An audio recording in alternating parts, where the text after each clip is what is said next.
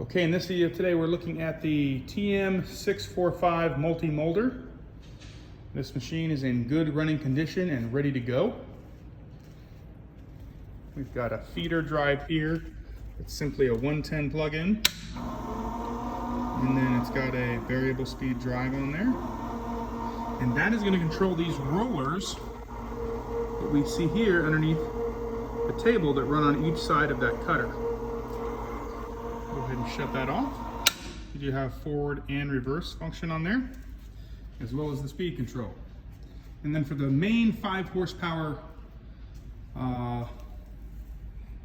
Moulder motor, that's going to be right here. I'm going to start that up.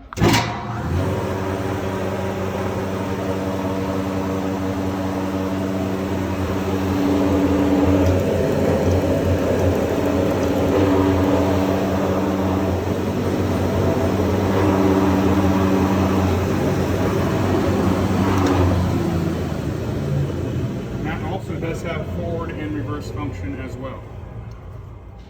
Okay, this has been a quick video on the TM645 Multi Moulder. Thanks for watching.